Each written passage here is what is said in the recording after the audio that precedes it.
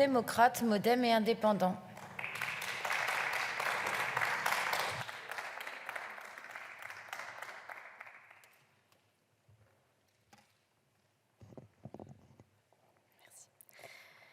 Madame la Présidente, Madame la Ministre, Monsieur le Président de Commission, Messieurs les co-rapporteurs, chers collègues.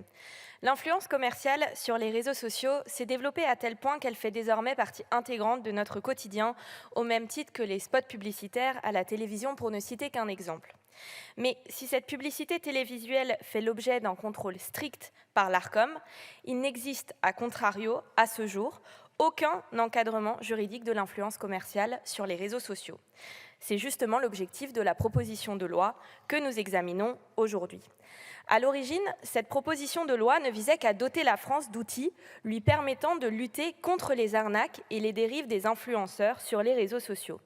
Cette démarche se trouvait justifiée par le fait que le marché mondial de l'influence est estimé à 16,4 milliards de dollars en 2022 et que le nombre d'arnaques en tout genre se multiplie, escroqueries, pratiques commerciales trompeuses, fraude massive.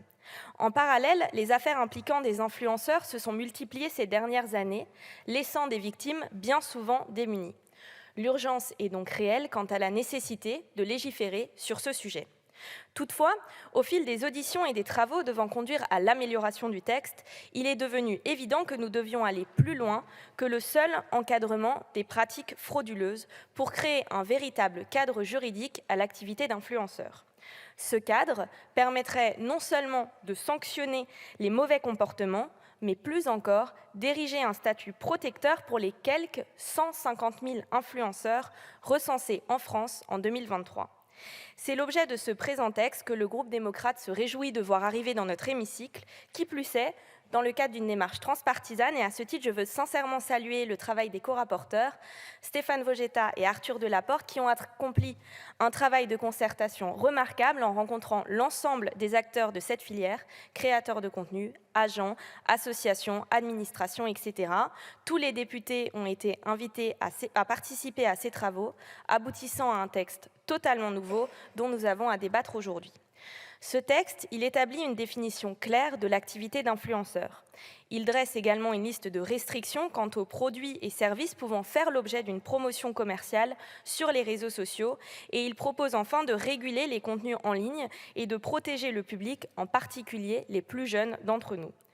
Sur ce texte, je voudrais vous dire, chers collègues, et plus particulièrement à ceux qui craignent que cette régulation restreigne de manière trop importante les libertés individuelles sur les réseaux sociaux, que cette régulation est indispensable. Sociologiquement, il faut bien comprendre qu'au moment de l'achat d'un produit, nous sommes influencés par un certain nombre de facteurs extérieurs, par exemple les avis en ligne, les avis de nos amis ou encore par les publicités.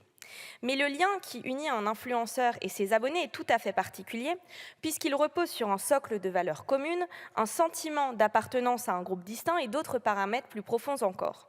Il s'agit en réalité d'une forme de confiance qui s'établit entre les influenceurs et leurs abonnés.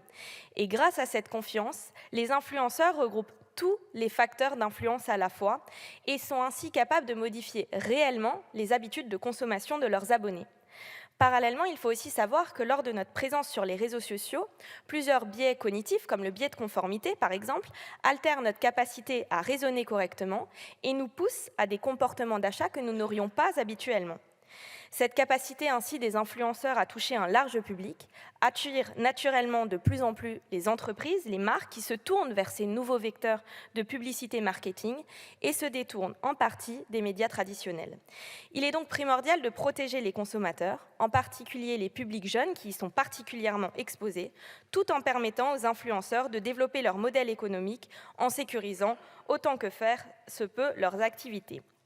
Au niveau du contenu de ce texte, le groupe démocrate a développé plusieurs propositions visant à l'améliorer, en incluant la lutte contre la contrefaçon aux outils de régulation, en majorant les amendes encourues en cas d'infraction, et enfin en permettant une meilleure visibilité des influenceurs qui adoptent des bonnes pratiques sur les réseaux sociaux.